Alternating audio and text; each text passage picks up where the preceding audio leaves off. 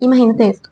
Es 1867 y en Colombia se publica una novela que hablará del amor, del paisaje y de la muerte, e incluso del himno nacional. Una novela que generaciones memorizarán y que se leerá en colegios y se convertirá en un símbolo romántico del país. Esta novela la conocemos todos, es María de Jorge Isaacs. Pero ese mismo año, en el mismo país, una escritora colombiana publicó otra novela bastante similar.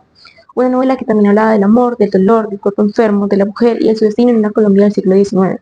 Y esta es una novela que, sin embargo, casi nadie recuerda. Esta novela se llama Dolores y la escribió Soledad Acosta de Samper. Y vamos a hablar otro poquito de otra cosa y vamos a hacer un salto hacia 1924. Acá en Colombia se publica otra novela monumental, que es La Vorágine de José Eustacio Rivera. Acá la selva se trata los personajes. La nación comienza a preguntarse qué es lo que está ocurriendo, por qué pasa esto. Y el romanticismo ya no alcanza para explicar nada de lo que está pasando.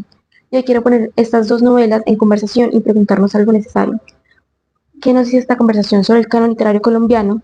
¿Qué se quedó por fuera? ¿Por qué? ¿Y qué perdemos cuando ignoramos estas cosas? Y para entender lo que vamos a discutir hoy, necesito situarnos un poquito históricamente, porque ni Dolores ni La Vorágine surgen de la nada, ya que ambas son hijas de sus épocas y sus épocas son un poquito distintas. Dolores, como ya lo venía diciendo, se publica en 1867, en plena Colombia romántica, en el periodo de lo que los historiadores llaman la República Liberal. Es una Colombia que está construyendo su identidad nacional después de la independencia, y en la que la literatura tiene una función casi pedagógica, pues acá la novela ya no únicamente tiene el rol de entretener, sino que ya enseña cómo vivir, cómo amar, cómo morir con dignidad, básicamente los valores morales de su época.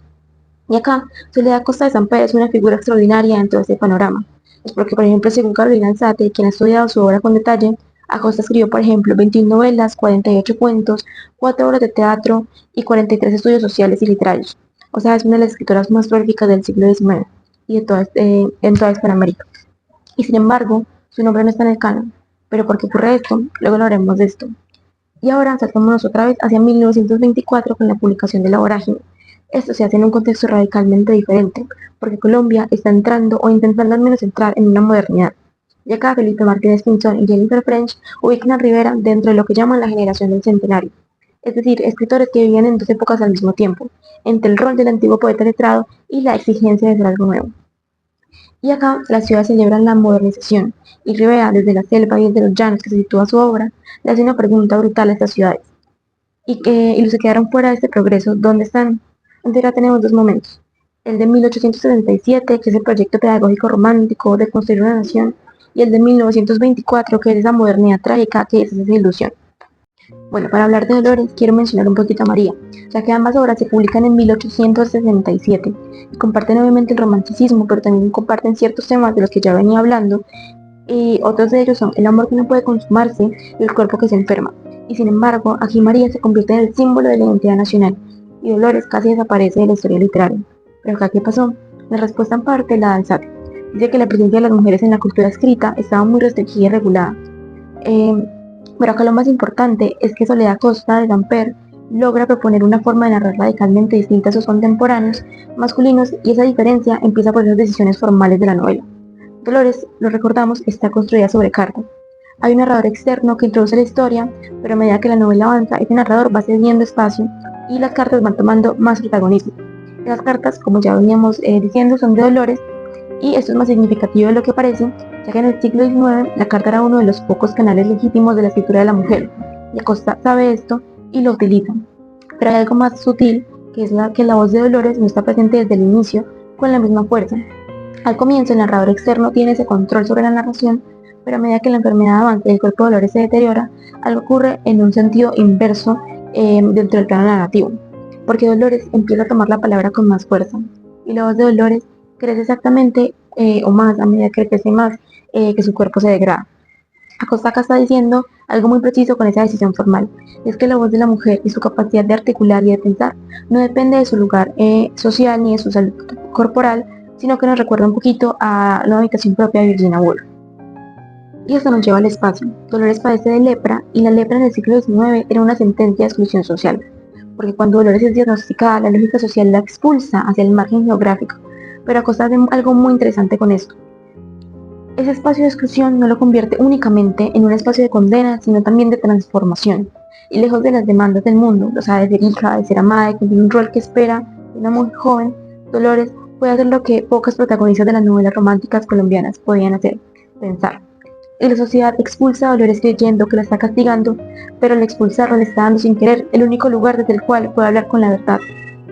La lepra además no es una decisión temática casual, pues Acosta podría haberle dado tuberculosis a su protagonista, que es la enfermedad romántica por la excelencia, porque mata de manera bella, y en cambio eligió la lepra, esa que desfigura, que destruye la apariencia, que hace que el cuerpo visible se deteriore de una manera que el romanticismo encontraba perturbadora. Y eso es una pregunta muy política y muy precisa, ya que en el romanticismo colombiano el valor de la mujer estaba atado a su cuerpo, a su belleza, a su capacidad de ser objeto de deseo y de contemplación masculina.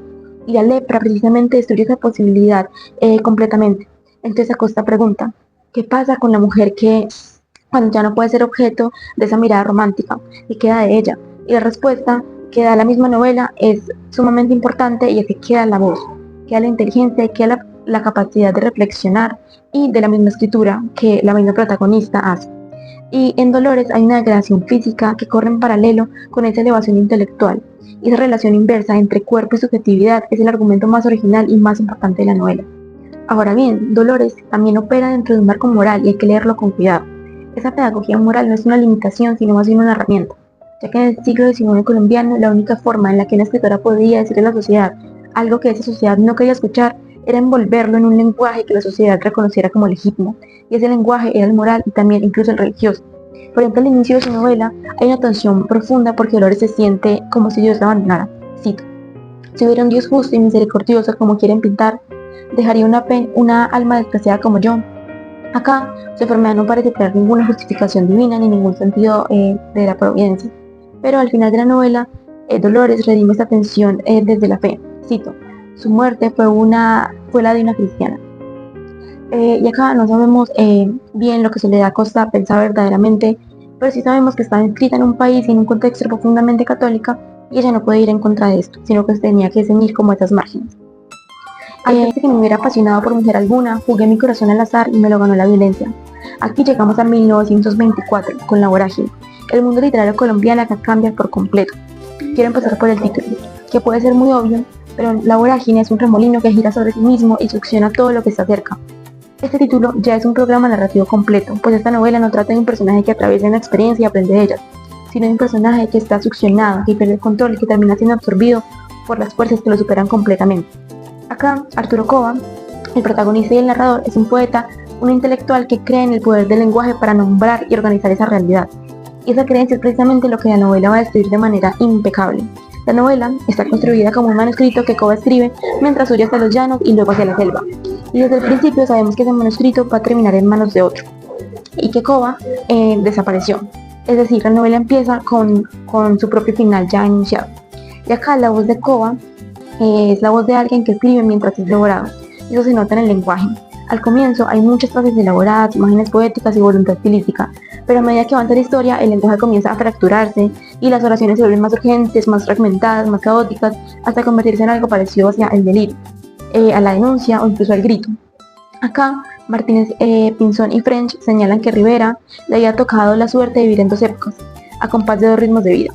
Cova es exactamente eso, un personaje atrapado en un mundo letrado y en un espacio que ningún lenguaje poético puede domesticar, y esa imposibilidad es lo que lo destruye.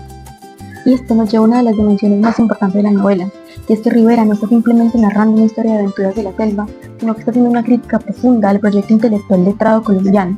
Aquí Martínez, Pinzón y French lo señalan, porque decían que Rivera era una fiesta en medio de la euforia modernizadora. El Cova llega a la selva creyendo que su lenguaje poético es suficiente para nombrar y ordenar, y ha sentido esa realidad, pero la selva le demuestra que ese proyecto ha fracasado, y que hay partes de Colombia, ya sea geográficas, humanas o económicas, que exceden completamente esa capacidad del lenguaje letrado para contenerlas, y al intelectual que pretende hacer ese trabajo acaba siendo devorado por lo mismo que intenta nombrar, y esa es la tragedia de Cova, pero también es la crítica que Rivera hacia toda una generación que creyó que las palabras eran suficientes para construir precisamente esa nación.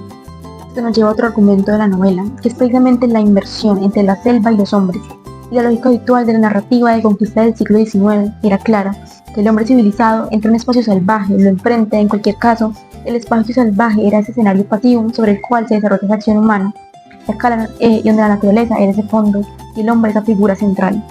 Pero acá, en La Vorágine, se invierte precisamente esta lógica, completamente. porque acá la selva no es solamente un escenario, sino que ya que se convierte en un personaje, porque la selva actúa, transforma e incluso devora.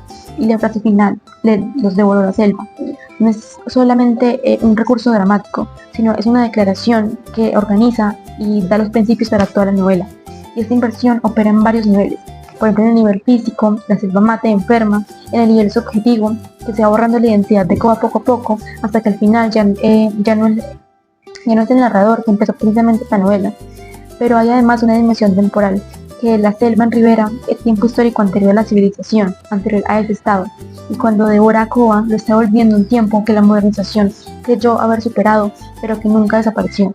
Y en la historia, es precisamente esa historia que Colombia decidió ignorar cuando construyó este relato de progreso, y esa historia cobra precisamente esa deuda de manera más brutal posible. Porque La Vorágine no solo es una novela de naturaleza, es una denuncia política en la que el interior de la selva existe como una economía que es la del caucho. Y los caucheros, o más bien los que mandan los caucheros, utilizaban el trabajo forzado, esclavizaban a poblaciones indígenas y destruían comunidades enteras en una zona de impunidad absoluta donde el Estado no llegaba, o más bien no quería ver eso.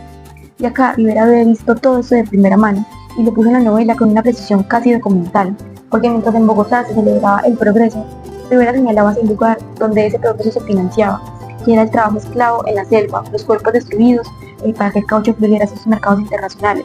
Y todo esto, es decir, la desintegración del sujeto, la inversión entre hombre y selva y la violencia económica, tiene su correlato en la forma misma de la novela, en los materiales heterogéneos, en las voces múltiples, en una voz central que va perdiendo su capacidad de organizar esa experiencia, y cuando la selva devora a Koba, también está devorando su lenguaje.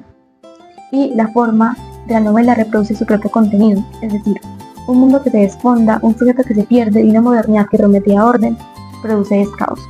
Y acá llegamos al final. ¿Qué es entonces el canon literario colombiano? ¿Qué perdemos cuando aceptamos sin cuestionarlo? El canon no es simplemente esa lista de las mejores obras que produce un país, sino que es una decisión histórica atravesada por relaciones de poder que determinan qué voces merecen ser escuchadas y qué experiencias merecen ser narradas.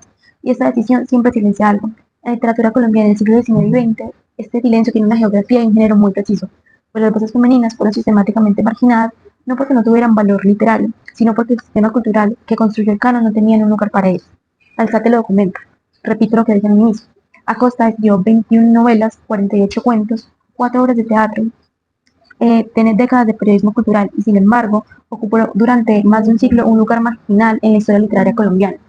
Esto no se explica por la calidad de su escritura, se explica por el género de quien lo escribió. Por otro lado, tenemos La Vorágine, que también ocupa o nos habla de ese silencio, y aunque desde otro ángulo. Rivera señala hacia los territorios, los cuerpos y las regiones que Colombia, o lo que una Colombia modernizada decidió ignorar. En la selva, es la selva que entra en la ciudad y dice: yo también existo, yo también estoy acá. Y lo que esas dos novelas comparten, a pesar de sus diferencias profundas, es que en ambas el sujeto que narra está en los márgenes. Dolores en el exilio de la enfermedad, y Koba en el exilio de la selva. Y en ambas ese margen no es espacio de derrota, sino el único lugar desde el cual ciertas verdades pueden ser dichas. El margen en la literatura colombiana del siglo XIX y XX no es el lugar de los que no importan, sino el lugar desde donde se ve con más claridad lo que el centro prefiere no ver, o más bien prefiere ignorar.